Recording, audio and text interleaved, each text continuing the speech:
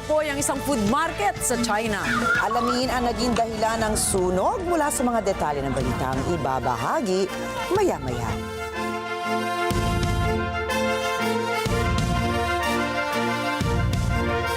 Magandang gabi. Ako po si Ricky Matay. Ako si Nina Richie Alago Flores. Ito ang mata ng Agila International. Para naman sa mga headlines ngayong araw ng Lunes.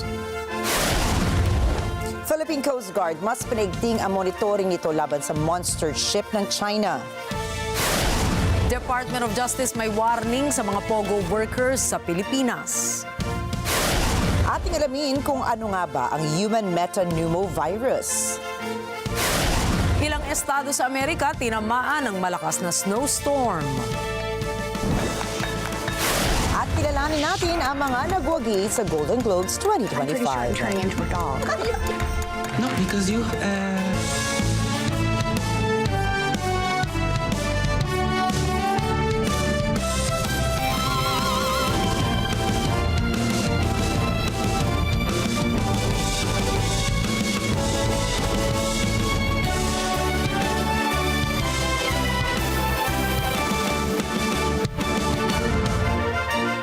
Mas papaigtingin ng Philippine Coast Guard o PCG ang kanilang monitoring matapos mamataan ang monster ship ng China sa karagatang sakop ng Zambales. Sinabi ni Commodore J. Tariela, bukod sa binabantayan ng BRP Cabra, ang Chinese Coast Guard vessel 5901 ay nakamonitor din ang eroplano ng PCG na Coast Guard Islander bilang suporta sa operasyon. Saad pa ni Tariela, ang PCG aircraft ang siyang magtatala ng anumang pangyayari katulad ng mga posibleng collisions ng CCG vessel. Tiniyak din ng PCG na magkakaroon ng mabilisang rescue operation sa nasabing lugar kung kinakailangan. Iginit din ni Tariela na ilang beses na rin silang nagpadala ng radio challenges sa monster ship ng China. Illegal kasi anya ang operasyon ng China sa exclusive economic zone ng Pilipinas. Ipatatawag na Senado ang Department of Foreign Affairs ukol sa investigasyon ng natagpuang submersible drone ng mga mangingisda sa San Pascual, Masbate. Kasunod ito ng ipinahayag ni Senate Majority Leader Francis Tolentino na plano nitong maghain ng isang resolusyon para tuklasin ang pinagmulan ng drone at ang mga posibleng implikasyon nito sa seguridad ng Pilipinas. Ayon sa mambabatas, kasalukuyang iniimbestigahan ng Naval Intelligence ang nasabing drone at nakumpirma nitong galing ngang ibang bansa ang drone. Tinukoy din nilang ang kulay nitong dilaw ang nagpapakita na ginagamit ang drone para sa isang scientific research. Binigyan din ni Tolentino na ang mga marine scientific research, lalo na ang mga gumagamit ng drone, ay dapat sumunod sa United Nations Convention on the Law of the Sea o UNCLOS at mga batas ng Pilipinas. Sinimulan na ngayong araw ng Commission on Elections o COMELEC ang pag-imprenta nila ng mga balota na gagamitin para sa 2025 midterm elections at barn polls. Ayon sa COMELEC, sa warehouse nito sa Binyan City, Laguna, isasagawa ang pag-imprenta sa mga ito, kung saan tatagal ito ng halos 77 araw. Sinabi naman ni COMELEC Chairperson George Erwin Garcia na target nilang matapos ang pag-imprenta sa mga balota hanggang Abril 14 bago ito ipadala sa iba't ibang probinsya at embahada. Samantala, inilabas na rin ng komisyon ang ballot face o hitsura ng mga gagamiting balota para sa overseas voting at local absentee voting. Binalaan ng Department of Justice o DOJ ang mga banyagang patuloy na nagtatrabaho sa POGO Company sa sumuko na sa mga otoridad kung ayaw ng mga itong mailagay sa blacklist ng Bureau of Immigration. Batay sa datos ng Immigration Bureau, mayroon pang hindi bababa sa 11,000 mga Chinese nationals ang patuloy na pinaghahanap ng mga otoridad. Hindi kasi sila sumipot sa naging deadline ng ahensya ng pag-alis ng mga ito noong December 31, 2024. Kabilang sa mga binigyan ng warning ng Justice Department ay ang mga dayuhang bigong i-downgrade ang kanilang visa, gayon din ang mga nanatili pa sa Pilipinas matapos mag-expire ang kanilang hawak na mga visas. Patuloy naman ang manhunt operations ng Immigration Bureau sa mga foreign POGO workers na ikinukonsidera rin ng Justice Department na illegal aliens. Pansamantalang mananatili sa Pilipinas ang 300 Afghan nationals dahil pinoproseso nila ang kanilang Special Immigrant Visas o SIV patungong Estados Unidos. Binigyan lamang sila ng hanggang 59 na araw ng Department of Foreign Affairs o DFA para ayusin ang kanilang SIV alinsunod sa temporary hosting deal ng Pilipinas at ng Estados Unidos. Tiniyak naman ni Foreign Affairs spokesperson Maria Teresita Daza na binigyan ng DFA ng kaukulang Philippine entry visa ang mga aplikante batay sa mga umiiral na mga alituntunin at regulasyon. Dumaan din niya ang mga dayuhan sa mabusising security vetting ng National Security Agencies ng Pilipinas at bago pa man dumating sa bansa ang mga naturang aplikante ay sumailalim din niya ang mga ito sa full medical screening. Binanggit din ng opisyal na ang Estados Unidos ang sasagot sa lahat ng pangangailangan ng mga aplikante kagaya ng pagkain, pabahay, medical care, seguridad at transportasyon upang makumpleto ang kanilang SIV processing. Sinabi rin ng DFA na higit kalahati sa mga Afghan nationals ay mga menor de edad. Ngunit lahat nila ng mga aplikante ay dapat iproseso at ilipat sa ibang lugar sa loob ng hindi hihigit sa 100 araw mula sa petsa ng pagdating ng mga unang aplikante. Nilinaw naman ng isa pang opisyal ng Pilipinas na hindi mga dangerous refugees ang mga Afghan na dumating sa bansa dahil sila ay mga individual na matagal lang nakikipagtulungan sa Estados Unidos. Epektibo na ngayong Enero ang dagdag sa monthly contribution ng mga Social Security System members sa Pilipinas. Ayon kay SSS Acting Head Carlo Villacorta, ang rate ng kontribusyon ay itataas sa 15% mula sa 14%. Ito ay bilang bahagi ng mga hakbang ng ahensyang palakasin ang pondo ng pensyon na pinapatakbo ng gobyerno. Ang pagbabago ay makakaapekto hindi lamang sa mga employers at empleyado, kundi pati na rin sa mga kasambahay, mga self-employed, mga voluntaryong miyembro at mga land-based na OFWs. Sa ilalim ng bagong sistema, magkakaroon ng pagbabago sa monthly salary credits ng mga manggagawa at employers sa pribadong sektor na nagtatakda kung magkano ang kanilang kontribusyon sa SSS. Samantala, iniulat ng PHIVOX na nagbugam muli ng abong Bulkang Kanlaon kung saan ito magalito ng halos 2 oras.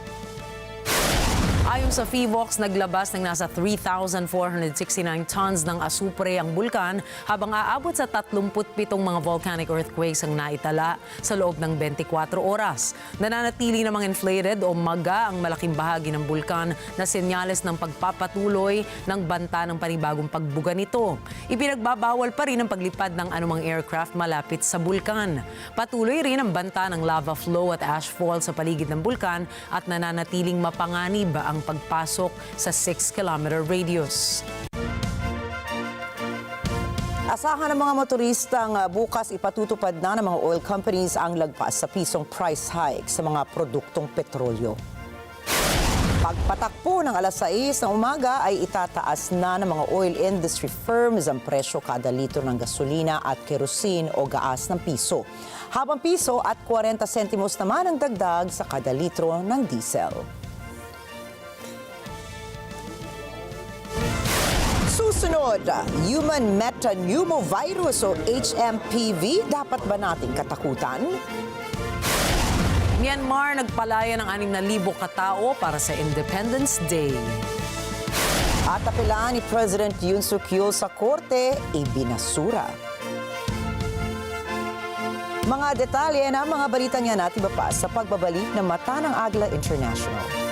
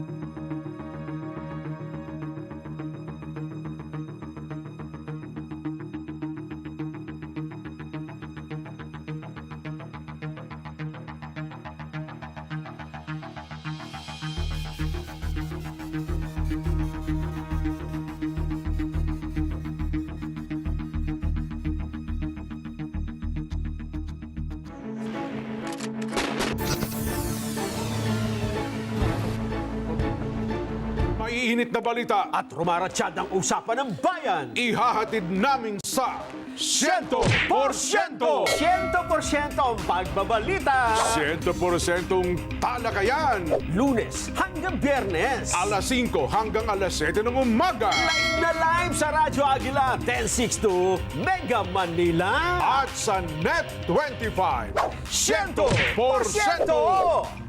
Sa NET25, let's live together. Sa NET25.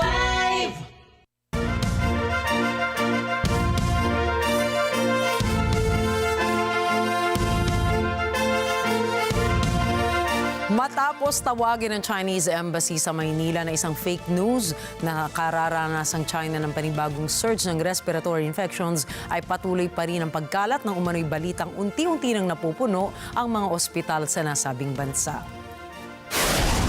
Kinilala ang virus bilang human metapneumovirus o HMPV, isang sakit na umano'y nakikitang tumataas ang kaso sa hilagang rehiyon ng China.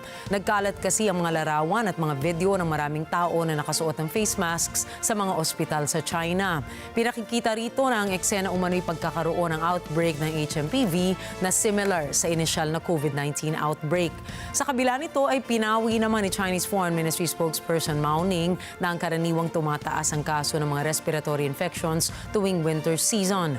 Pero ano nga ba ang human metapneumovirus o HMPV? Ang HMPV ay isang respiratory virus na may similar symptoms ng katulad ng sa common cold at influenza. Karaniwang ang sakit na ito ay mild pero maaari itong magdulot ng mas malalang komplikasyon katulad ng pneumonia. Karaniwang tinatamaan ng virus na ito ay mga bata, matatanda o kaya may mahihinang immune system.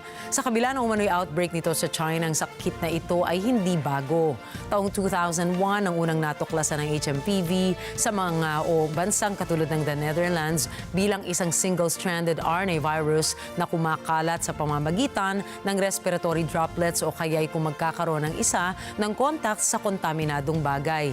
Mababa naman ang mortality rate nito pero malala ang tama nito sa mga individual na may comorbidities.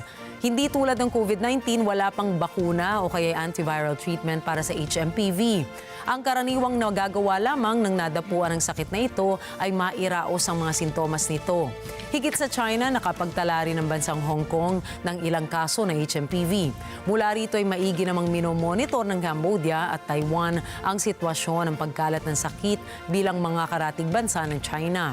Sa kasalukuyan, hindi pa naman idineklara ng World Health Organization ang HMPV bilang isang global health emergency, subalit inaasahan naman ng mga otoridad ang pagtaas pa ng kaso nito. Inanunsyo ng pamahalaan ng Hunta ng Myanmar ang pagpapalaya nito sa halos 6,000 preso upang ipagdiwang ang araw ng kalayaan ng bansa. အကျဉ်းထောင်အချုပ်ထောင်စခန်းအသီးသီးတွင်ပြစ်ဒဏ်ကြခံလျက်ရှိသောအကျဉ်းသားအကျဉ်းသူ9864ဦးကိုရာဇဝတ်ကျင့်ထုံးဥပဒေပုံမှ401ပုံမှခွဲ1အရနောက်တစ်ကြိမ်ပြစ်မှုထပ်မံကျူးလွန်ပါက၎င်းပြစ်ဒဏ်ပြင်ယခုကြခံရန်ကြံရှိသောပြစ်ဒဏ်များကိုပါဆက်လက်ကြခံပါမည်ဟုသောစီကံသတ်မှတ်ချက်ဖြင့်ရင်းတို့ကြခံရန်ကြံရှိသောပြစ်ဒဏ်များပေါ်လျှော့ပေါ့၍ပြစ်ဒဏ်လွန်ငင်းခွင့်ပြုလိုက်သည် Bahagi ito ng taunang tradisyon ng bansa sa pang-77 anibersaryo ng kanilang pagdiriwang mula nang makamit na Myanmar ang kalayaan mula sa Britanya. Kasama sa mga palalayain ang mahigit sa 180 banyaga. Subalit, hindi tinukoy ng hunta ang mga kaso laban sa kanila o ang kanilang mga nasyonalidad. Inilarawan ang pagpapalaya bilang isang hakbang na makatao at maawain at binigyan diin ng mga pagbabawas sa sentensya ang 144 na katao na nahatulan ng panghabang buhay na pagkakabilanggo.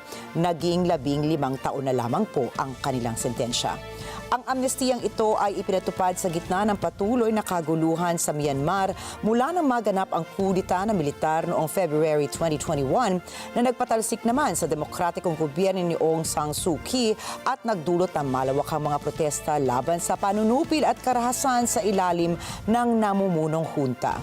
Libo-libong mga political prisoners kabilang ang mga aktivista at nagpoprotesta ang naaresto sa ilalim ng mga hakbang ng hunta laban sa mga tutol sa kanilang pamamahala. Noong nakaraang taon, ang hunta ay nagpalayan na mahigit sa 9,000 preso para sa Araw ng Kalayaan. Muling iginiit ng hunta ang kanilang pangakong magsasagawa ng eleksyon at magsisikap para sa pagkakaisa ng mga ito sa kabila ng patuloy na paglaban mula sa iba't ibang mga oposisyon. Ibinasura ng Seoul Western District Court ang hiling ni impeached South Korean President Yoon Suk-yeol na ipawalang bisang detention at search warrants laban sa kanya. 저는 결코 포기하지 않겠습니다. 저를 향한 질책, 격려와 성원을 모두 마음에 품고 마지막 순간까지 국가를 위해 최선을 다하겠습니다. Sa inihain na injunction ng legal team ni Yoon, kanilang hiniling na suspendihin ang warrants na kanilang inilarawan bilang illegal. Hindi naman nagbigay ang korte ng paliwanag para sa naging desisyon nito. Nagpahiwatig naman ang abogado ni Yoon na si Yoon Gap-kyun sa posibilidad na kanilang iaapela ang naturang ruling sa Supreme Court. Iginiit din ito na hindi pinagtitibay ng pagbasura sa kanilang apela sa legal validity ng nasabing warrants. Samantala, inaprubahan din ng parehong korte ang warrant para ikulong si Yoon para sa questioning kaugnay sa kanyang papel sa panandaliang at nabigo nitong deklarasyon ng martial law noong Desyembre 3, 2024. Nag-issue rin ito ng warrant para galugarin ang presidential residence compound sa Central Seoul. Nakatakdang mapaso ang mga warrant laban kay Yoon ngayong araw na ito, subalit base sa lokal na pahayagan ng Seoul, ikinokonsidera na ng mga investigador ang panibagong attempt para isilbi ang nasabing mga warrants. 대통령 경호처는 지난 1월 3일 공수처의 윤석열 대통령에 대한 체포영장 집행과 관련해 대통령 관저 진입을 승인하지 않았습니다. 대통령 경호처는 무작정 수사기관의 법 집행을 방해하고자 하는 뜻이 아닙니다. 지금 윤석열 대통령은 비록 탄핵소추안이 국회에서 가결된 상태이지만 주권자인 국민의 손으로 뽑은 현직 대통령이 분명하고 법이 정한 대로 그에 상응한 경호를 받고 있습니다. Samantala, matapos ang 2 buwang pananahimik ay nagpaputok ang North Korea ng isang intermediate range ballistic missile o RRBM. Kinumpirma yan mismo ng Japan Defense Ministry at ng South Korea Military. Ayon sa Japan, naganap ang pagpapaputok ng Pyongyang kasabay ng pagbisita ni US Secretary of State Antony Blinken sa Seoul. Sinabi ni Japanese Defense Minister Gen Nakatani na umabot ang IRBM sa maximum altitude na 100 kilometers at lumipad ito sa layong hanggang 1,100 kilometers bago bumagsak sa Sea of Japan sa silangang baybayin naman ng Korean Peninsula. Bagamat bumagsak sa labas ng exclusive economic zone ng Japan ang IRBM ng North Korea, ay nag-issue pa rin ng protesta ang gobyerno ng Japan.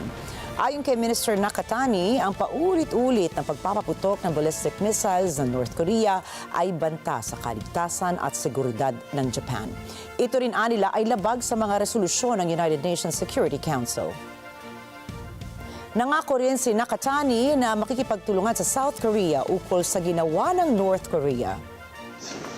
国民生命、財産を守り抜くために引き続き米国や韓国等とも緊密に連携をし、情報の収集分析及び警戒監視に全力を挙げるとともに、今後追加して公表すべき情報を入手した場合には速やかに発表するということといたしております。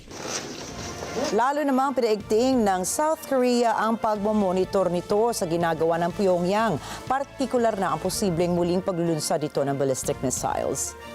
Sinabi ng South Korea's Joint Chiefs of Staff, nakikipagpalitan na nila sila ng impormasyon tungkol sa ballistic missiles ng Pyongyang sa Estados Unidos at Japan at naka-full combat readiness na rin ang Seoul sa anumang uri ng banta mula sa North Korea.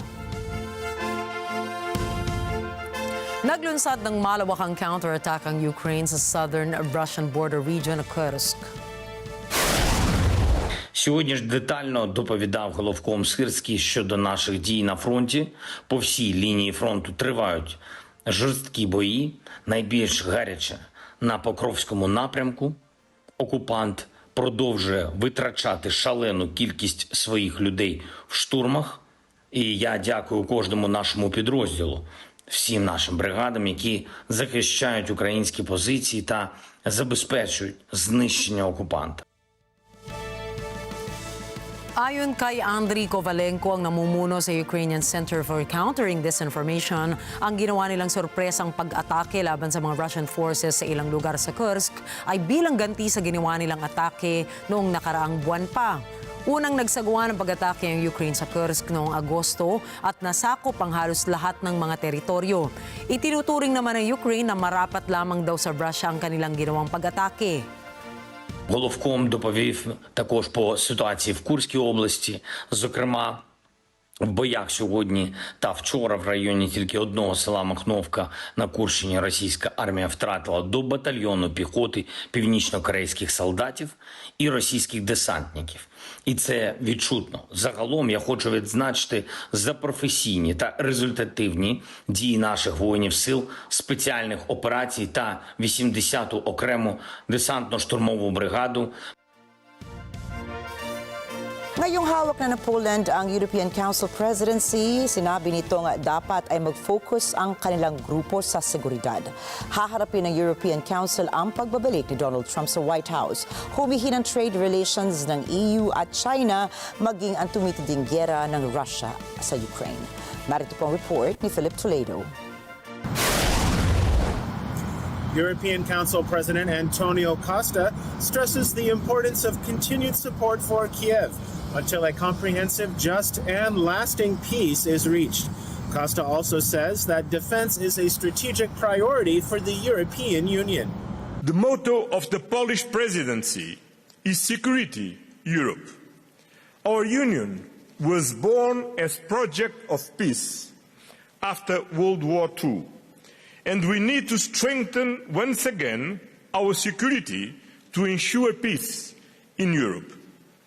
Therefore, Ukraine must remain our top priority. This year, we must continue to stand with Ukraine as much as necessary for as long as it takes to win a comprehensive, just and lasting peace. International law must prevail for the freedom of Ukrainian people and for our common security. For that, we must continue to see defense as a strategic priority for the European Union. Poland seeks a leading role in shaping European policy, and security takes center stage. Prime Minister Donald Tusk is a well-connected figure on the EU stage. But as European capitals face tough decisions on issues such as defense spending, analysts say Warsaw is unlikely to lead on its own. On Europe's collective security and support for Kiev, analysts say Germany could take on a bigger role after its February 23 national election, which the Conservatives are currently tipped to win. Germany is Europe's biggest economy. Philip Toledo for Mata ng Agila International, trusted, connected, on point. Nagdiwang ang mga pinakawalang bilanggo sa Syria ng kanilang kalayaan sa Umayyad Square. Ang kulungan sa Sednaya ay tinatawag ng marami ng isang slaughterhouse sa ilalim ng pamamahala ni Bashar al-Assad. Narito ang report ni Rosel Feria. Hawak ang bagong bandera ng Syria, nagsisayaw sa tuwa ang mga bilanggong pinakawalan sa Damascus.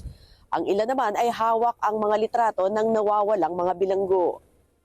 جايين نشكرهم ونتقدم لهم بالشكر نيابة عن كل شهيد استشهد معنا، نيابة عن كل موقوف توقف معنا، نيابة عن كل شخص عانى بهالسجون، إن كان بسجون صيدنايا ولا بباقي السجون، فنحن جايين اليوم ننظم وقفة شكر لكل من ساعد ولكل من ساهم بتحريرنا من هذا المكان، من هذا المسلخ. Libo-libong bilanggo ang naglabasan mula sa pasaway na sistema ng pangungulong ni Assad. Subalit marami sa mga ito ang hindi pa natatagpuan. Iniulat ng rights groups ang mass executions na nagaganap sa mga bilangguan sa Syria. At noong 2017, kinilala ng Estados Unidos ang bagong krematorium sa Sednaya para sa mga bilanggong binibitay. Dagdag dito ang matinding panonorture ay naitala mula sa bilangguang ito. Rosel Feria para sa Mata ng Agila International, trusted, connected, on point. Libo-libong mga demonstrador na karamihan ay taga-suporta ng Houthi ang nagmarcha sa Sabine Square sa kabisera ng Yemen. Ito po ay bilang pakikiisa nila sa Palestinians sa Gaza Strip. Angela Guzman para sa balita. Sa rally para suportahan ng Palestinians sa Gaza Strip, inanunsyo ni Houthi military spokesman Yahya Saree na nagsagawa ang grupo ng dalawang operasyong militar laban sa Israel. Ani Saree, ang tinarget ng missile force nito ang isang power station na pag-aari ng Israel sa silangan ng Jaffa sa Tel Aviv. Gamit nito ang isang hypersonic ballistic missile na Palestine 2. Dagdag ni Saree ang isa pang operasyon, gamit naman ang drone force ng Houthi Armed Forces ang tumarget din sa Jaffa.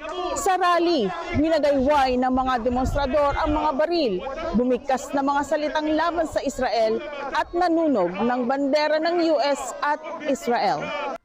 NJ de Guzman para sa Mata ng Agila International, trusted, connected, on point. Inakusahan ni Israeli Defense Minister Israel Katz ang Hezbollah na hindi sumusunod sa mga termino sa ceasefire deal. הביטחון יישאר בידי צה"ל. צה"ל יוכל לפעול בכל דרך על מנת להסיר איומים, למנוע מנהור, למנוע תשתיות טרור, למנוע התארגנות מחבלים וניסיון לפגוע במדינת ישראל או בחיילי צה"ל. Isa sa mga tinukoy nito ay ang hindi pag-atras ng Hezbollah sa border nila ng Litani River. Ibinabala pa rin nito na kapag hindi ito susunod ay mapipilitan ng Israel na gumawa ng hakbang para matiyak na ligtas ang pagbabalik ng mga residente sa kanilang mga tahanan. Nakasaad kasi sa ceasefire deal na dapat ang mga sundalo ng Israel ay aalis na sa Lebanon pagdating ng Enero 26. Magugunit ang noong nakaraang taon ay nagkasunod ang Hezbollah at Israel ng peace talks matapos na mamagitan ang ilang mga bansa. ברור לחלוטין שמה שראינו בתחום המנהרות החודרות, מה שראינו בתחום האיומים, תוך זה שראינו את מלחמת הגבורה שחיסלה את היכולות האלה, איך אנחנו נוודא שזה לא יחזור, איך נוודא שהשליטה הביטחונית תהיה בידי צה"ל שיהיה רשאי לפעול בכל מקום על מנת למנוע איומים, ואנחנו נבטיח גם כאן בעזה, כמו מול לבנון, כמו מול סוריה וגם במזרח, שלא ייווצרו יותר איומים על היישובים הישראלים ועל אזרחי מדינת ישראל ועל חיילי צה"ל. Inanunsyo ng Amerika ang planong kasunduan sa Israel ng pagpapadala ng mga armas na nagkakahalaga ng $8 billion. Ipinresenta ng US State Department ang naturang kasunduan bilang isang hakbang para suportahan ang pangmatagalang seguridad ng Israel sa pamamagitan ng muling pagsusupply ng stock sa mga critical na munitions at air defense capabilities.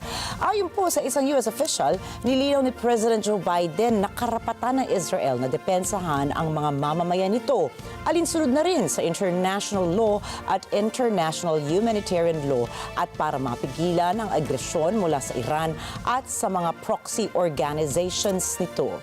Kabilang sa panukalang arms sale ay ang AIM-120C 8 air-to-air missiles para sa fighter jets, 155mm artillery shells, small diameter bombs, 500-pound warheads, bomb fuses at iba pang kagamitang pandigmaan. Sa ngayon, nakabinbin pa rin ang pag-aprubahan ng US Congress para sa naturang arms deal sa Israel. Ginawa po ng Biden administration ang naturang panukala ilang linggo na lamang bago matapos ang termino ni President Biden at bago ang inaugurasyon ni President-elect Donald Trump sa January 20. Isang pahayagan sa Canada ang naglabas ng balitang posibleng mag-resign na raw si Prime Minister Justin Trudeau.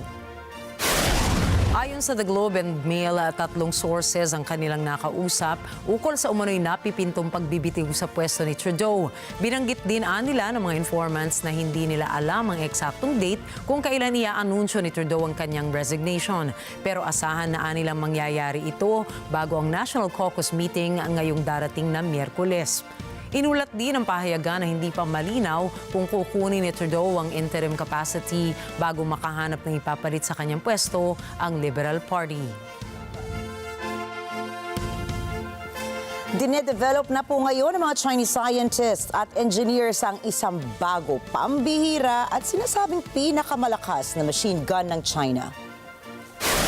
Ang Chinese machine gun na ito ay tinawag ng metal storm gun at sinabi ng mga siyentipikong kayang magpaputok nito ng 450,000 rounds of bullets per minute. Katumbas nito ay 27 million bullets sa isang oras. Ang armas na ito nila ay may 5 barrels o higit pa, kaya posibleng umabot sa bilyong bala ang kaya nitong ipaputok ng sabay-sabay. Baliwala ang lakas ng phalanx system ng Estados Unidos dahil 4,500 rounds lamang ito per minute. Samantalang ang Chinese metal storm gun ay kaya ring i-intercept ang isang hypersonic missile na naglalakbay sa bilisan ng lampas na Mach 7.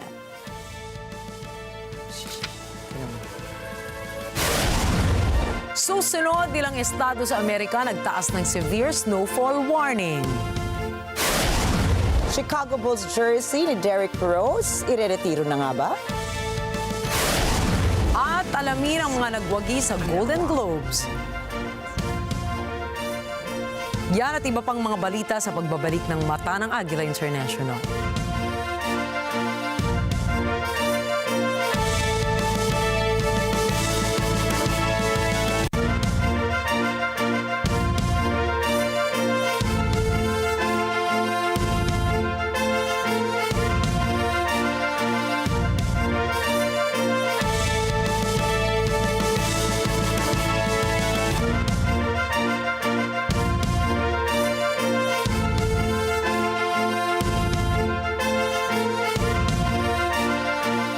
Alam namin ang iyong pagsisikap.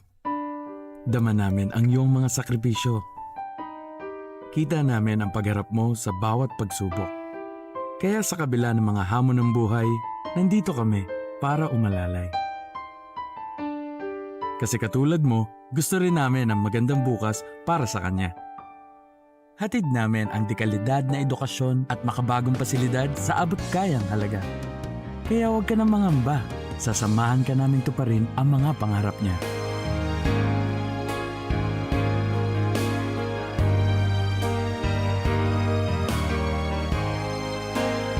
Maaasahan mong sulit dito ang mga pinagsikapan mo. Sa aming mga makabagong pasilidad at sistema ng edukasyon. Mailalabas natin ang aking talino at mga kakayahan niya. Kahit sa munting halaga, makakasiguro ka na makakasabay siya sa mabilis na pag-ikot ng mundo. Sa New Era, karamay mo kami sa bawat hamon. Kaagapay mo kami sa bawat hakbang. Kasama mo kami sa bawat ngiti at tagumpay.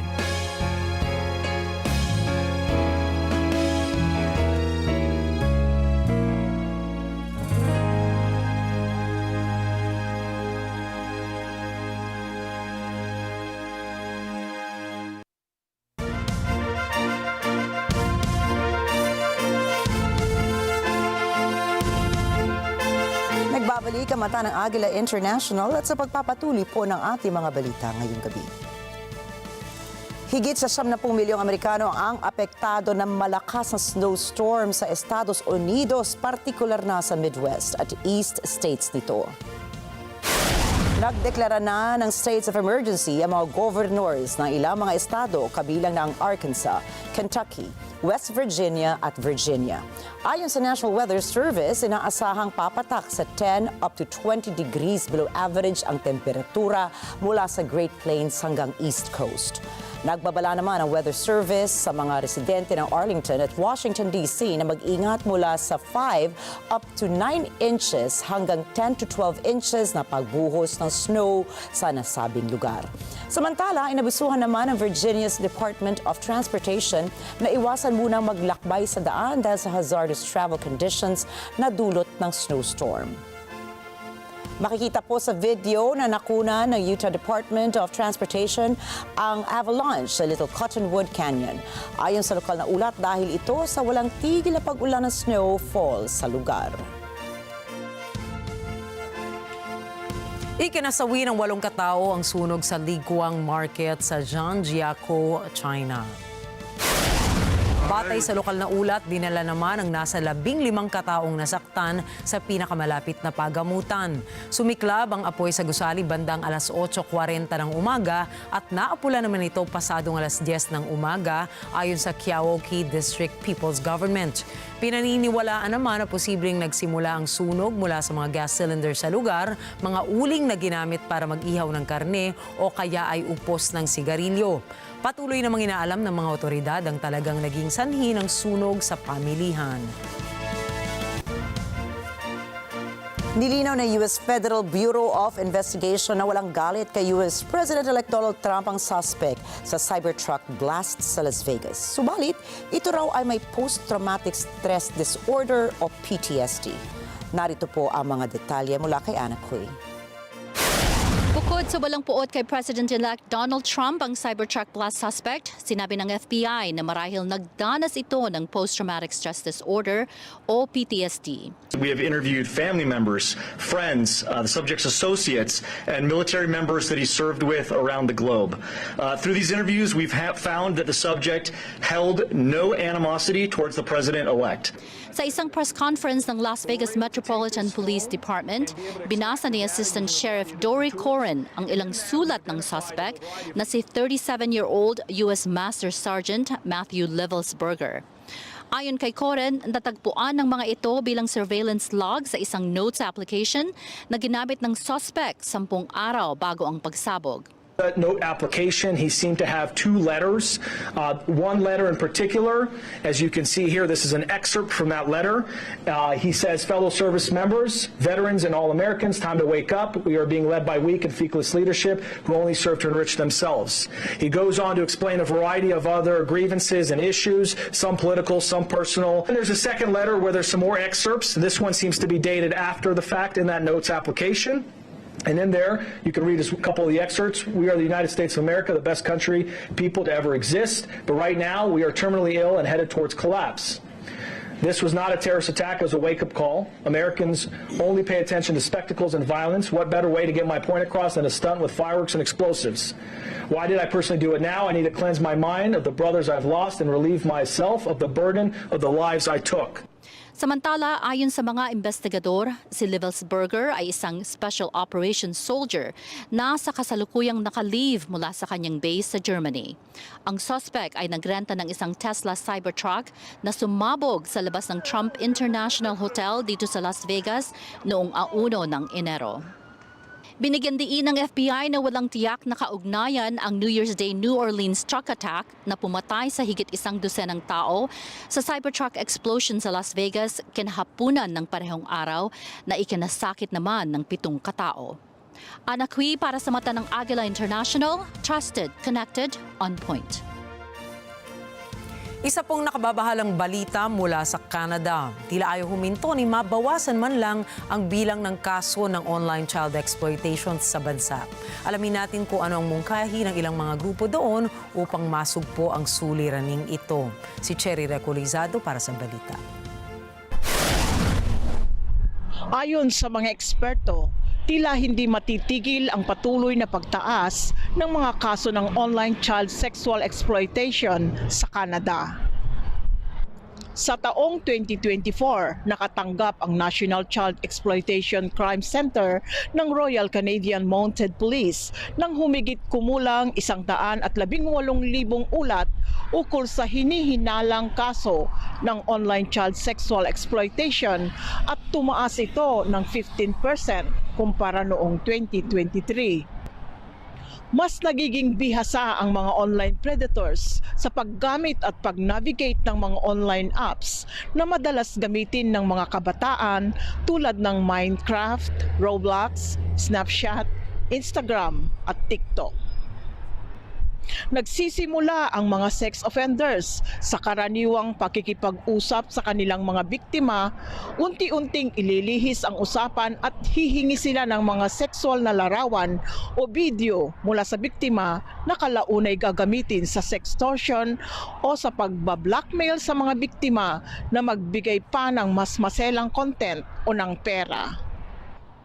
Patuloy na isinusulong ng Canadian Center for Child Protection na maipasa ang Online Harms Bill at ang pagtatatag ng Digital Safety Commission of Canada sa layunin na panagutin ang mga social media companies sa mga panganib na dulot ng kanilang platforms at mabawasan na ang ganitong uri ng krimen.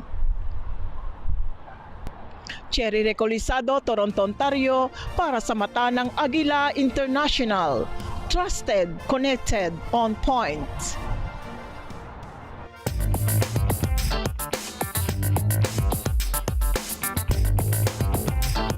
Inanunsyo ng Finance Minister ng Syria na pagkakaalooban ang mga civil servants nito ng aumento na 400% sa sahod sa mga susunod na buwan. Inaasahang sa pagpapatupad ng pay hike ay makatutulong ito sa efficiency and accountability ng mga public sector employees sa Syria. Saad pa ng Finance Minister ng Syria, aabot sa 1.65 trillion Syrian pounds o halos $127 million ang ilalaan ng caretaker government ng Syria para dito. Kasama na rin sa hakbanging ito ang mga gagamiting state resources katulad ng regional aid, bagong investments at para sa pagsusulong na ma-unfreeze ang mga Syrian assets abroad. Mula rito ay umaasa ang gobyerno ng Syriang malilikom nito ang nasa $400 million sa frozen assets na kayang makatulong sa pananalapi nito para sa inisyal na pagkakagastusan ng gobyerno. Plano rin ng caretaker government ng Syria na magpatupad ng exemption sa mga taxpayers mula sa penalties at interest, gayon din na magpatupad ng reforma sa tax system ng bansa. Sa Syria pa rin, bubuksan na ng Damascus Airport ang kanilang mga international flights sa susunod na linggo. Mula kasi nang mapatalsik sa pwesto si President Bashar al-Assad noong nakaraang buwan, ay natigil ang mga international flights sa capital ng Syria. Sinabi ni Ashad al-Salibi, ang namumuno sa General Authority of Civil Aviation and Air Transport, na kanilang tinitiyak na ang mga Arab at international airlines na kanilang naayos ang mga paliparan ng Aleppo at Damascus Airport. Magugunitang noong Disyembre 18 ng nakaraang taon ay pinagpatuloy ng Syria ang mga operasyon ng mga domestic flights.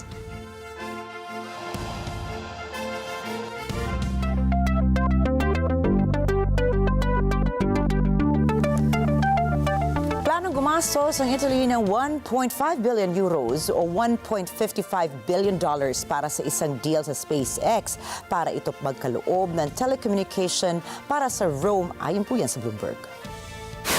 Ayon pa sa ulat ng Bloomberg, kasama sa kasunduan ang pag-supply ng SpaceX sa Italy ng full range ng encryption para sa mga telepono at ang magagamit na internet service ng gobyerno.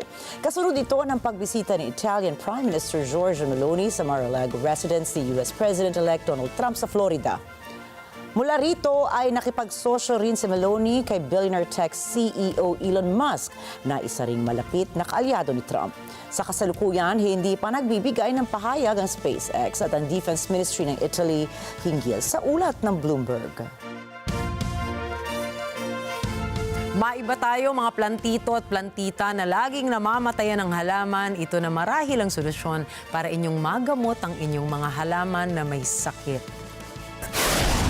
Sa Kenya ay may binuong artificial intelligence o AI app ang Plant Village, isang non-profit organization. Ang AI app nila ay nagbibigay ng real-time solutions upang agad na ma-diagnose ang mga sakit ng halaman at kung anong peste ang sumisira sa mga ito. Ang magsasaka si Rosaline Akochi, ginagamit lang ang kanyang smartphone para iskan ang kanyang kamoting kahoy. Nalalaman na niya agad kung ano ang sakit nito at kung ano ang dapat gawin. Mimi imenipa kazi rahisi, siendi mbali, siendi kutafuta mtu, situmii nauli, sipandi gari, ni kwa shamba langu na hiyo simu. Nikiamka nachukua kikombe cha asubuhi, nikishanawa uso masaa 4 hivi, jua haijakuwa kali, naingia kwenye shamba. Naanza kuangalia leo mmea wangu, na naenda kwa wiki mara 2. So inanionyesha mmea wako uko safi, shamba yako iko safi. Kwento pa ni Rosaline, hindi na niya kailangan pang magtanong sa iba kung anong nangyayari sa kanyang sakahan.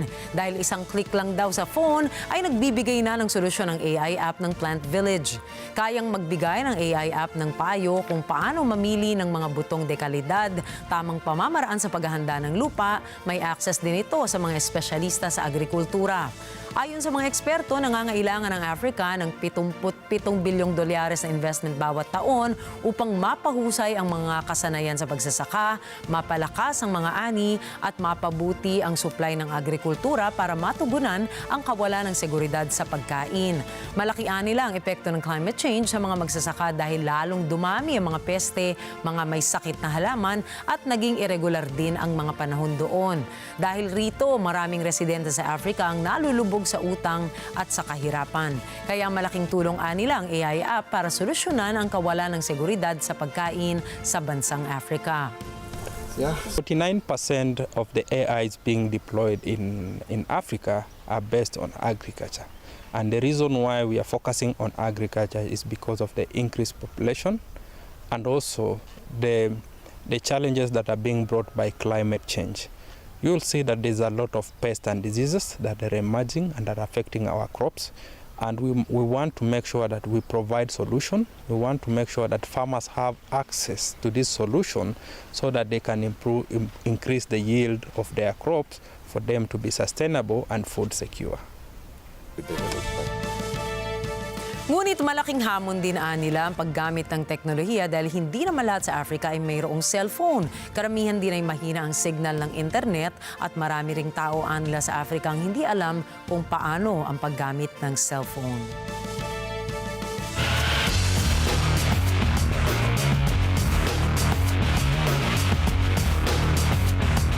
Target ng Philippine Sports Commission o PSC na makapagtayo na mas marami pang sports facilities sa Pilipinas sa mga susunod pang taon. Kabilang din dito ang pag-aayos at renovation sa ilang mga kasalukuyang pasilidad, dormitoryo para sa mga atleta at iba pang magagamit na mga ito sa kanilang mga pagsasanay. Ayon kay PSC Chair Richard Backman, nakapaloob sa kanilang binuong comprehensive infrastructure program ang pagtatatag at pagsasaayos sa ilang mga pasilidad para sa ilang mga pangunahing sports sa Pilipinas katulad ng boxing at iba pang contact sports. Inihalimbawa ni Backman ang pagbabago sa lumang boxing at pencaksilat facilities ng PSC na nasa loob ng Rizal Memorial Sports Complex at ginawa ito na isang 7-story building. Maliban sa naturang pasilidad niya, nakahanay ang iba pang mga proyekto ngayong taon hanggang sa mga susunod na taon. Kasama na rin ang pondo sa nilaan ng pamahalaan. Nakatakdang tuluyan ng ireretiro ng Chicago Bulls ang jersey ng kanilang star player na si Derrick Rose. Isasagawa ang nasabing retirement ng jersey ni Rose sa darating na 2025-2026 season. Nitong linggo sa laban nila ng New York Knicks sa United Center ay binigyang pugay si Rose noong halftime. Pinasalamatan ni Rose ang lahat ng mga fans niya at mga nakasama sa koponan na hindi nang iwan mula sa simula at kahit pa ito ay nagkaroon ng maraming injuries. Si Rose ay tinaguri ang pinakabatang most valuable player noong 2011 sa edad lamang na 22. Bukod sa Bulls ay naglaro rin si Rose sa New York Knicks, Minnesota Timberwolves, Cleveland Cavaliers, Detroit Pistons at ang huli ay sa Memphis Grizzlies.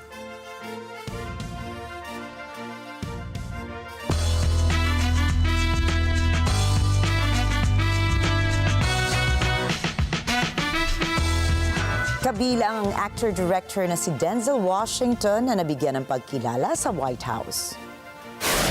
Personal na iginawad ni US President Joe Biden ang Presidential Medal of Freedom sa 19 na kilalang pangalan sa mga larangan ng politika, sports, civil rights, entertainment, activism at maging sa agham.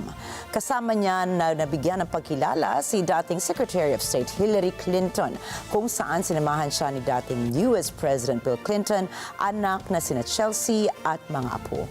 Kasama rin na nabigyan ng awards na George W. Romney, dating Attorney General, at Senator Robert F. Kennedy, Ash Carter, Fannie Lou Hamer, ang founder ng Mississippi Freedom Democratic Party, at ang billionaire na si George Soros. Para naman sa larangan ng sports at entertainment, pinarangalan si Vogue editor Dame Anna Winter, U2 frontman Bono, Michael J. Fox, William Bill, The Science Guy, at NBA legend Irvin Magic Johnson. Kasama rin si Lionel Messi sa naturang honor list ng Pangulo, subalit hindi siya nakadalo sa naturang seremonya. Talaga namang night of firsts ang 2025 edition ng Golden Globes dahil sa tagumpay ng ilang bagong direktor at veteranong aktor at aktres sa kanilang unang oportunidad na mapangalanan para sa naturang parangal. Nagwagi si Demi Moore bilang Best Actress in a Motion Picture Horror category sa 2025 Golden Globe Awards ng Hollywood Press Association. Kinilala ang aktres sa pagganap nito sa motion picture horror film na The Substance. Sa parehas na kategorya, inanalo si Sebastian Stan sa kanyang pagganap kay Edward para sa A Different Man.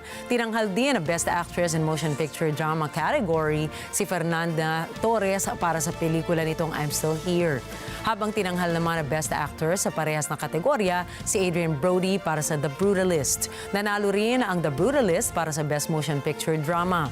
Ito ang unang Golden Globe Award ni Demi at bittersweet naman ito para sa aktor na si Adrian Brody na nanomina bilang noong taong 2003 para sa pelikulang The Pianist, at karamihan sa mga nanalo ngayong taon ay mga nanomina na dati ngunit ngayon pa lamang pinagpala, at ang iba naman ay nanalo sa unang pagkakataon na sila ay nanomina. Always ask for something new. Susunod, world's oldest person pumanaw na. Mga estudyante ng Columbia University magsasagawa ng cultural exchange visits sa Beijing. At abangan ang iba pang mga storya pagdating ni Alma Angeles sa Mata ng Agila World News. At magbabalik pa rin po ang Mata ng Agila International.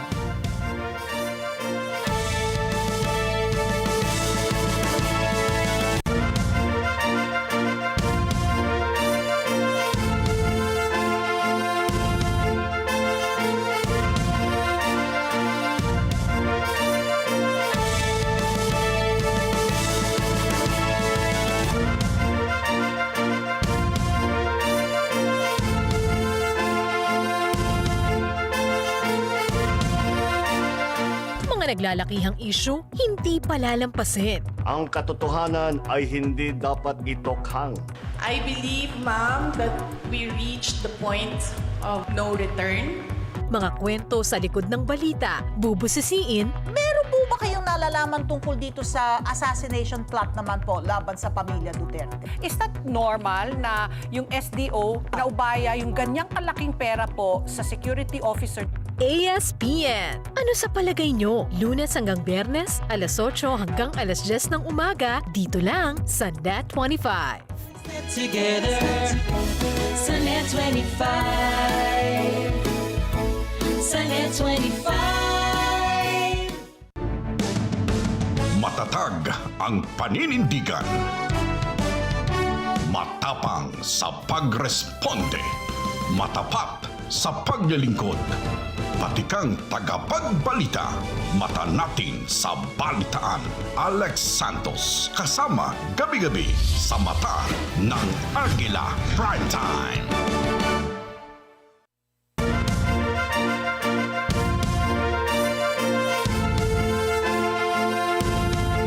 Pumanaw na po ang world's oldest person ng Guinness World Records, at ito ay si Tomiko Itooka sa edad na 116. Ayon sa mga opisyal, humantong sa kanyang huling hininga si Ito Oka sa isang nursing home na kanyang tinutuluyan sa siyudad ng Agila sa Hyogo Prefecture.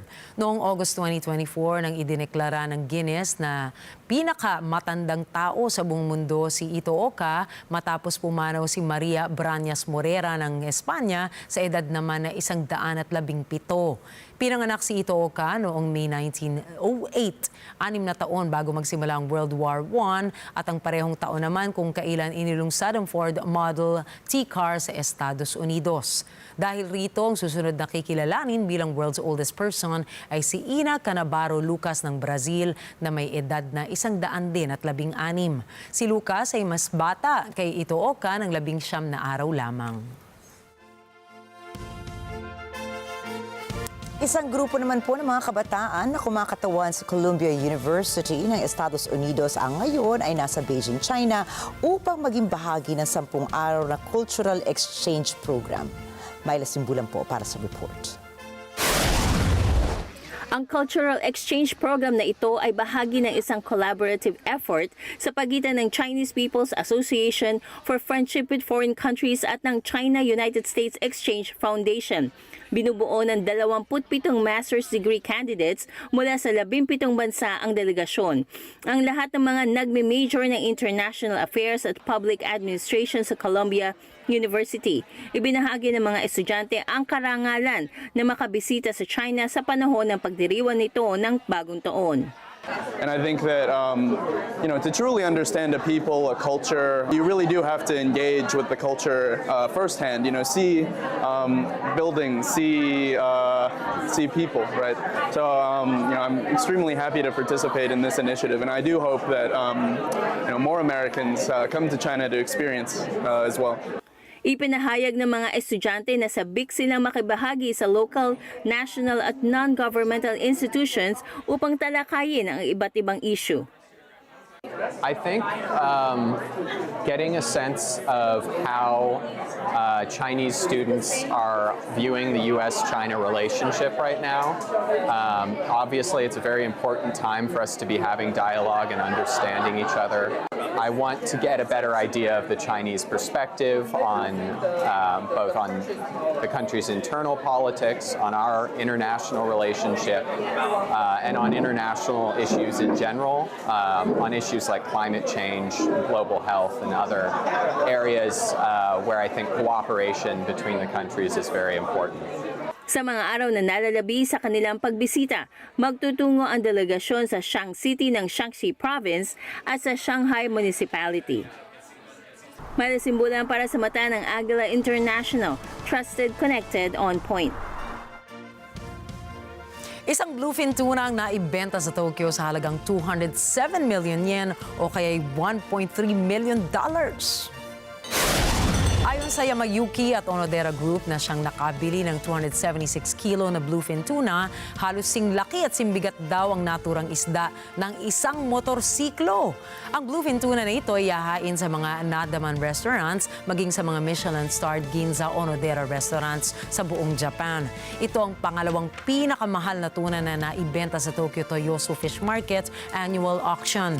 Ang number 1 na pinakamahal na bluefin tuna ay naibenta noong taong 2019 sa halagang 333.6 million yen o yan po'y katumbas ng $3.1 million.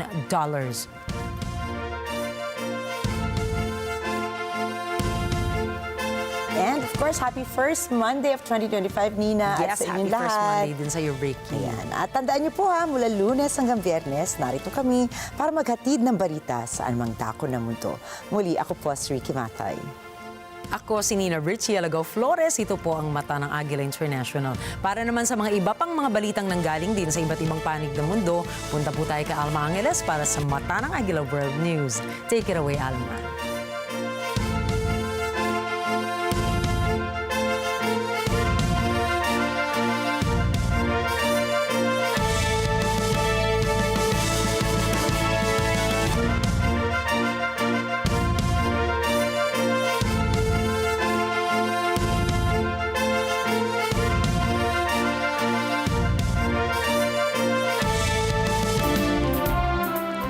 Thank you, Nina and Ricky. Good evening, everyone. I'm Alma Angeles for NET25 World News on tonight's headlines. A powerful blizzard slams multiple U.S. states, grounding over 1,000 flights and causing major travel disruptions. The FBI releases new video of the New Orleans attacker planting explosive devices, revealing the high-tech glasses he used to record his bike ride through the French Quarter months earlier.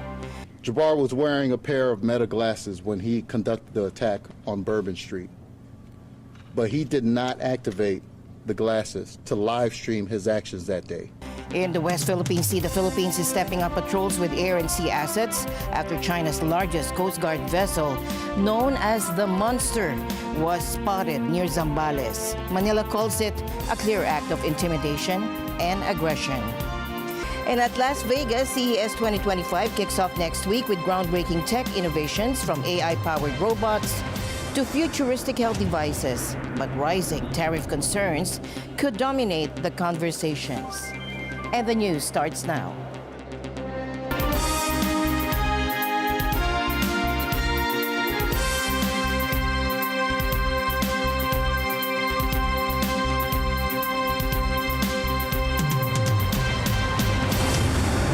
A winter storm brought snow, ice, and freezing temperatures to a broad swath of the U.S. on Sunday, and the bad weather has placed some 60 million people across more than a dozen states, from Kansas to New Jersey, under winter storm warnings, advisories, or watches. Mark Castillo reports. All across the central U.S., Americans are digging out from a snowfall that ranged between 15 and 30 centimeters. The storm moved toward the mid-Atlantic, where Washington, D.C. braced for heavy snow and bitter cold today, Monday. The U.S. Congress is set to meet today and formally certify Republican Donald Trump's election as president. In the U.S. Capitol, Republican House Speaker Mike Johnson says the weather will not prevent lawmakers from carrying out their duties. But in several states, things come to a standstill. Kansas and parts of northwestern Missouri endured blizzard conditions into Sunday afternoon. A blanket of snow and ice covered roadways, and officials urged residents to avoid travel. The back end of the storm system, meanwhile, produced severe thunderstorms capable of spinning off tornadoes in Arkansas, Louisiana, Mississippi, and Alabama. Air travelers found themselves grounded as the storm forced the cancellation of hundreds of flights. Governors in several states, including Kansas, Kentucky, Arkansas, West Virginia, and Virginia, declared states of emergency.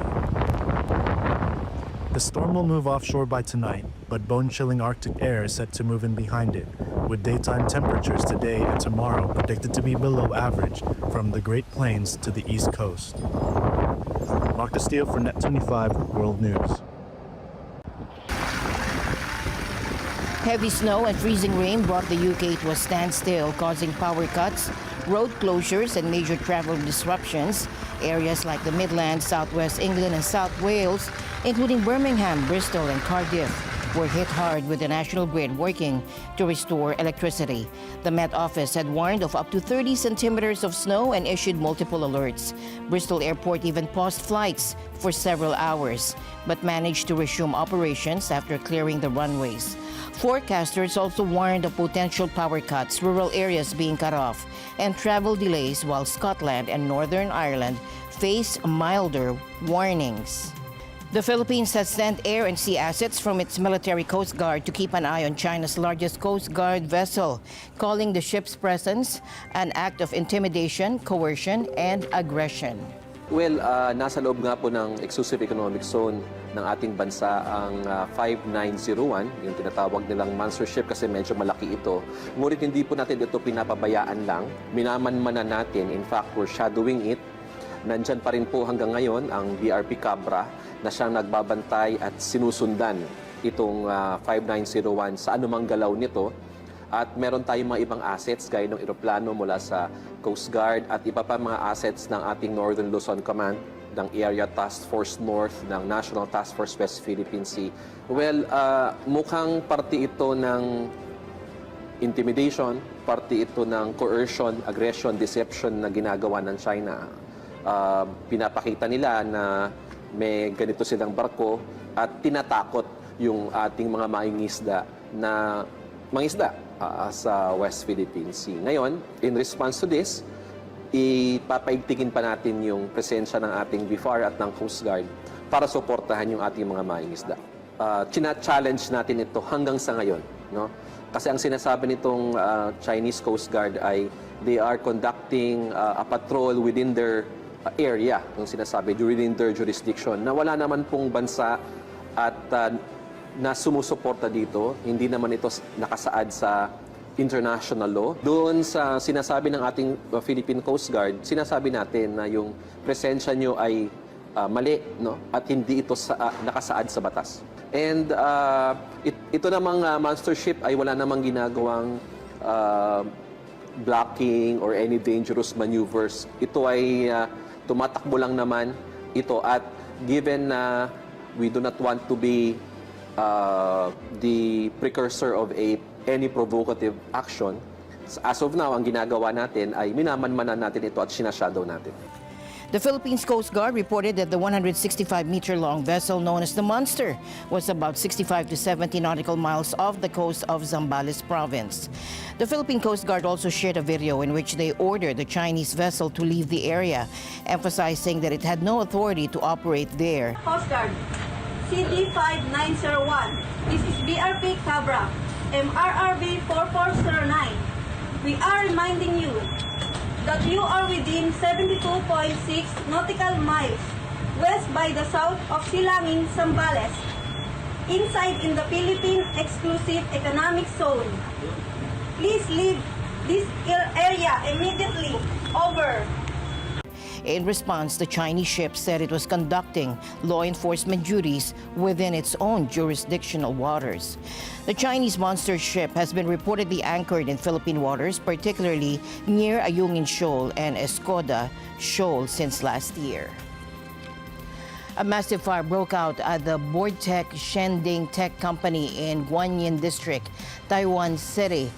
Now, the fire started around 12:45 p.m. in the production area on the second floor where heaters and chemicals were present. By 8:30 p.m. Sunday, most of the fire had been contained. As of this morning, 10:36, firefighters continue working to extinguish small remaining flames. Boardtech Shending employs nearly 3,000 workers, including Taiwanese, Vietnamese, Thai, and around 400 Filipino workers. Fortunately, no fatalities have been reported so far. Authorities are continuing their efforts to fully control the fire and investigate the cause of the incident. Israel and Hamas wrangled over the details of a deal to halt fighting in the Gaza Strip and return hostages home. At the same time, Palestinian officials say intensified Israeli bombardments killed more than 100 people over the weekend. A renewed push is underway to reach a ceasefire in the 15-month war between Israel and Hamas and return Israeli hostages who were taken to Gaza before U.S. President-elect Donald Trump takes office on January 20th. Thomas I. Likeness for more. A major issue in the talks is the fate of the hostages. A Hamas official says it has approved a list of 34 Israeli hostages to be returned as part of a deal that could eventually lead to a ceasefire. But Prime Minister Benjamin Netanyahu's office quickly responded, saying Hamas had not provided a hostage list. Later on Sunday, the Hamas official provided Reuters news service with a copy of the list, showing the names of 34 hostages it agreed to set free in any possible ceasefire deal with Israel. Now, that partial deal does not sit well with the families of the hostages. They demonstrated Saturday night in Tel Aviv in front of the Defense Ministry. One relative, Zahiro Shahar Moore, addressed the crowd. He appealed to U.S. President-elect Donald Trump, who does not take office for another 2 weeks. Mr. President, sir, do not agree to a partial hostage deal. That is a confirmed death sentence to those left behind, and it will ensure the war drags on aimlessly and endlessly. Please, Mr. President, do not agree to this partial deal, which will allow the most extreme factions in Netanyahu's government to erect settlements in the Gaza Strip above and over the living corpses of our loved ones, tortured in airless Hamas tunnels deep underground. Former Defense Minister Yoav Gallant, who Netanyahu fired in November, joined the rally. Demonstrators scuffled with police as they tried to clear protesters from a main road in Tel Aviv. Meanwhile, ceasefire talks resumed last Friday in Doha. They're being brokered by Qatari and Egyptian mediators. Hamas says it's committed to reaching an agreement as soon as possible, but it's unclear how close the two sides are. Netanyahu has consistently said the war will only end once Hamas is eradicated as a military and governing force. As the negotiations continue, the fighting rages on. Israeli military strikes continued throughout Gaza on Sunday.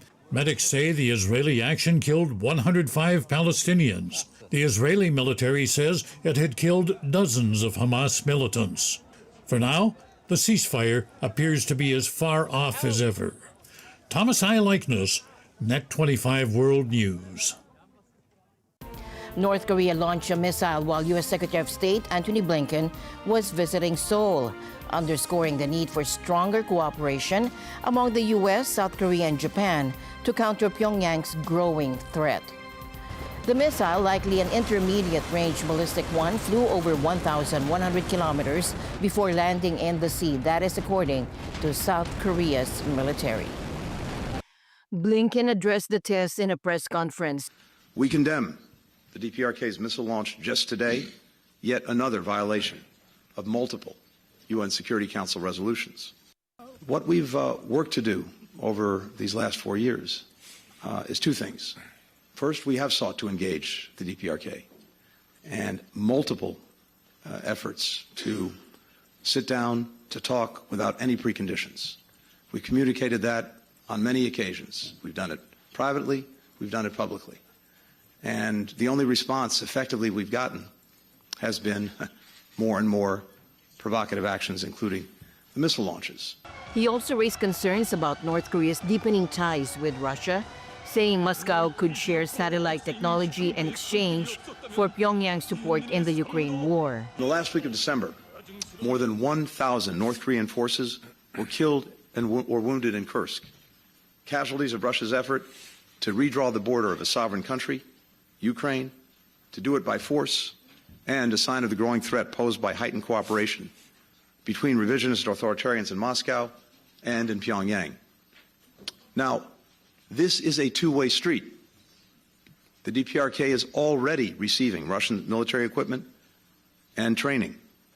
Now, we have reason to believe that Moscow intends to share advanced space and satellite technology with Pyongyang, and that Putin may be close to reversing a decades-long policy by Russia and accepting DPRK's nuclear weapons program. While President Biden has strengthened trilateral cooperation, political shifts could challenge this progress.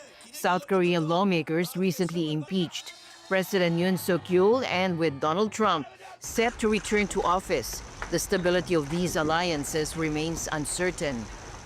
Blinken, who also met with acting South Korean President Choi Sang-mok, expressed confidence in South Korea's democratic institutions. Korea's democracy has been tested in recent weeks, just as American democracy has faced challenges throughout our history. But you are responding by demonstrating your democratic resilience. The United States has full confidence in South Korea's institutions, and we reaffirm our unwavering support for the Korean people as they work tirelessly to uphold those institutions. South Korea's political crisis deepens as presidential security chief refuses to cooperate with Yoon Suk-yeol's arrest. Thousands braved the rain and snow to rally in South Korea's capital, Seoul, on Sunday, as a warrant for impeached President Yoon Suk-yeol's arrest was set to expire at midnight on Monday. Some demanded Yoon's arrest following his botched attempt at imposing martial law in Asia's fourth largest economy last month, while other protesters opposed it. In remarks that could push the political crisis towards another high-stakes confrontation, the presidential security chief said on Sunday he could not cooperate with efforts to arrest the impeached leader. Park Chung-jun cited the legal debate surrounding the warrant, saying that Yoon is still president, even though Parliament had voted to impeach him. It's up to the Constitutional Court to make a final decision on whether to remove or reinstate him. Park Chung-jun said the legal debate surrounding the warrant, saying that Yoon is still president, even though Parliament had voted to impeach him. It's up to the Constitutional Court to make a final decision on whether to remove or reinstate him. Park's comments came after a Seoul court rejected a complaint from Yoon's lawyers that the arrest warrant was illegal and invalid, the Yonhap news agency reported. His lawyers have said the anti-graft force leading his criminal probe has no authority under South Korean law to investigate any case involving insurrection accusations.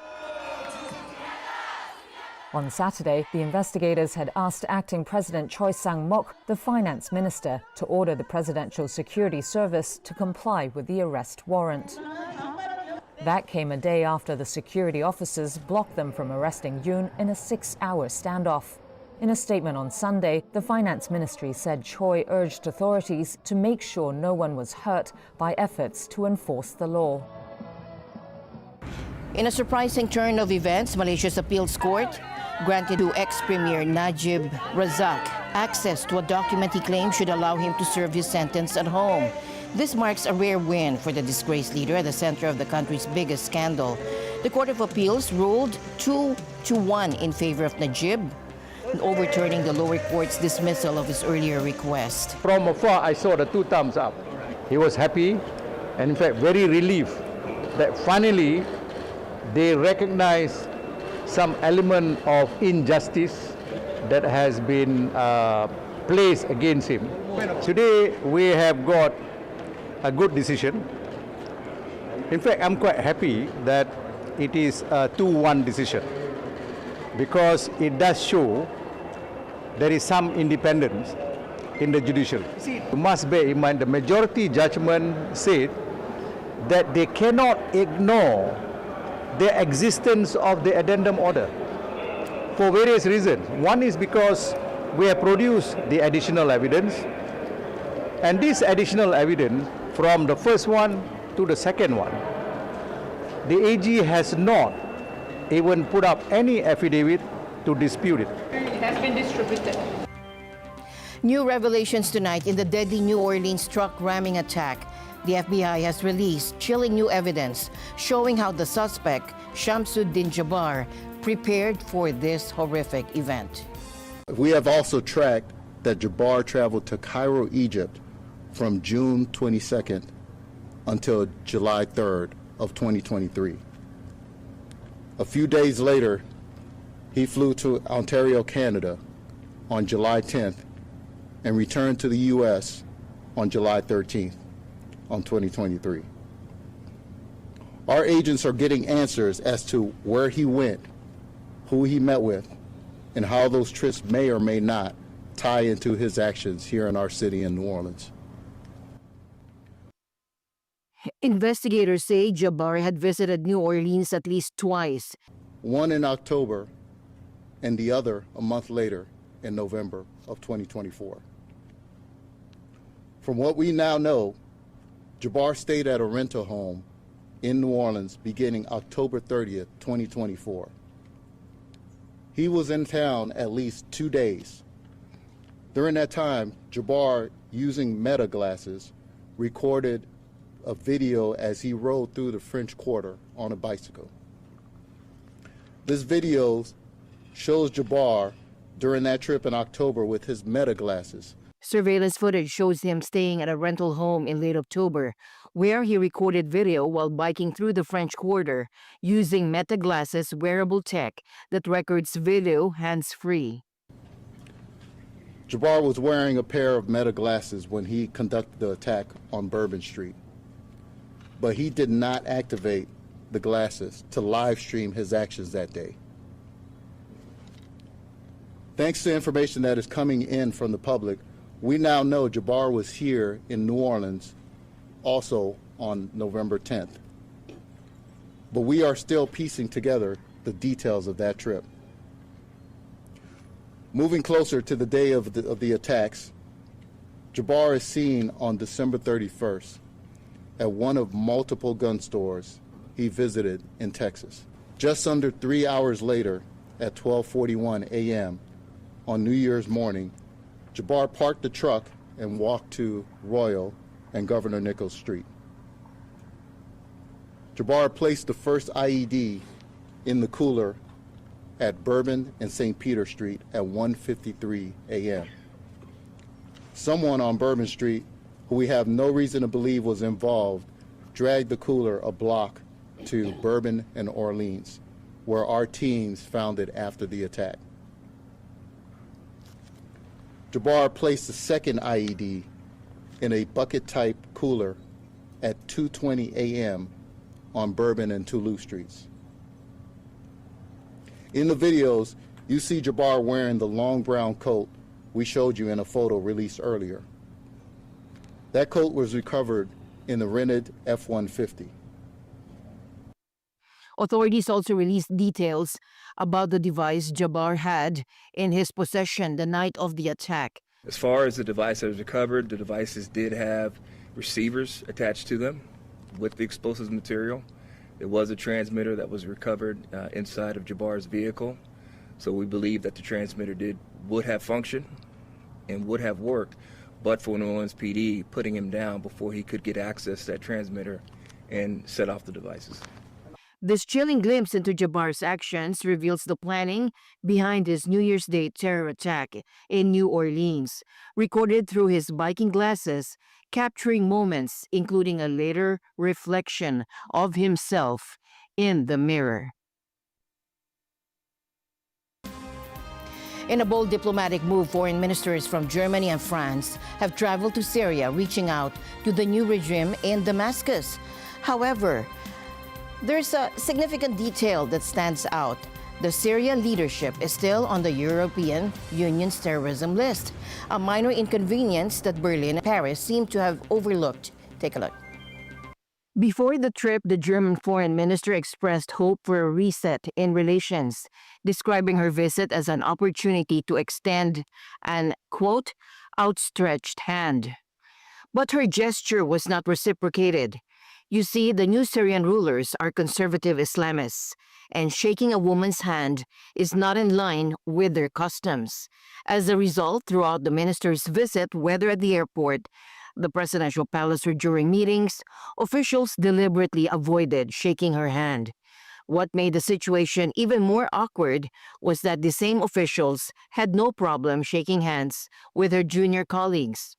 This stark contrast highlighted the cultural and political realities at play in Syria's relationship with the West.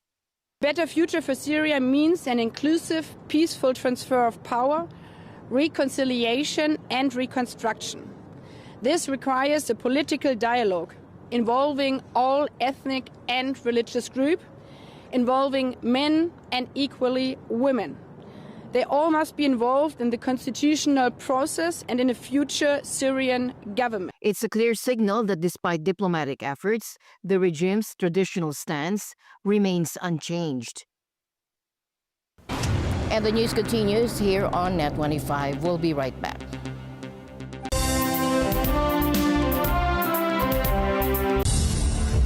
National Rally for Peace, January 13, 2025. A NET25 special coverage.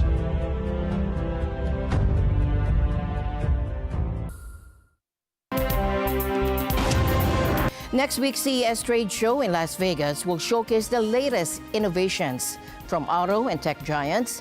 But one topic will be hard to avoid, and that is tariffs. Tech innovators from across the globe are in Las Vegas showcasing cutting-edge gadgets ahead of CES 2025, which kicks off January 7. Expect AI-powered robots, advanced health tech, and immersive VR experiences to take center stage. This is the robot, and the robot means the AI robotic pet. It's like a real cat dog. You can touch it, it will feel your touching, and it can recognize you and recognize all kinds of items. If you can try to build some long-term relationship with human beings, it knows who is friend, who is strangers, and try to play with you. This is particularly good for elderly and patients that cannot work out on their own or work out independently. So just like this, up and down. The arms go up till 95-degree angle, and legs go up 96-degree angle. So over 90-degree angles on both of them. So it'll help maintain and build muscle for elderly. It's like you're doing like yoga and stretches. Applications of the robot is actually for teleoperation, and we can do like security work, we can do inspection work, and right now we're controlling the robot completely manually, but also we can also have the robot to be able to walk on its own and take pictures doing inspection work on its own. I'm wearing the Haptics TechSuit Pro, which has 32 vibration motors inside, 16 in the front and 16 in the back. And I'm also wearing haptic sleeves called Tech Sleeve. And I'm punching this monkey with the gloves, and then I can feel like feedback on my arms whenever I punch. And then I can grab this bat, and then I can feel feedback on the arms and on the right side of my vest whenever I hit the mannequin. This is the Libre Live C1 stringless guitar. It is the very first stringless guitar. It is intended for backing your vocals. So excellent for a singer-songwriter like myself. I personally use it when I'm writing demos. I want to have a guitar sound on the demo, but I don't play guitar. And a MIDI keyboard is not going to get you that really nice sound where you can hear the metal and the twang of the guitar, and you just can't emulate it any other way. Yeah, well, we use it for educational purposes. Imagine having a teacher being presented from one centralized location where I stand, but being presented in like 10 or 20 locations, doing a class and having feedback with students. But beyond the glitz, concerns over tariffs are looming. President-elect Donald Trump's proposed import taxes on countries like Canada, Mexico, and China have industry leaders worried about rising costs for business and consumers. Gary Shapiro, CEO of the Consumer Technology Association, which organizes CES, didn't hold back. It will not be positive for innovation. Innovation in the world will be better off if the best people in the world can be allowed to create products and trade with each other. It's a fundamental rule of economics, which virtually every economist accepts that tariffs are bad, and that the world trading system gives everyone in the world a rise up. The U.S. benefits from that more than any other country because our farmers are exporting, our creative community is exporting, but to the extent that we're creating barriers, electronic and physical barriers around our nation, that hurts American citizens, it hurts American companies, it hurts the American stock market, it hurts the retirement plans, the 401ks, the IRAs, and I know President Trump cares about all of that. So while tariffs are a negotiating tool for him, and we'll have some difficult, even terrorizing moments for the business community and American consumers, I think ultimately President Trump will do the right thing.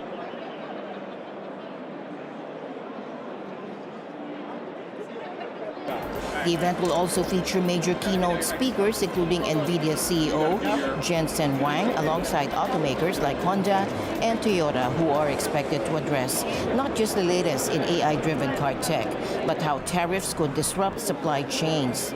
CES runs through January 10, with top executives from Delta, Volvo, Panasonic, and X Corp also taking the center stage. And with that, we end tonight's broadcast. For everyone here on NET25, I'm Alma Angeles. Thank you all for joining us. Good night.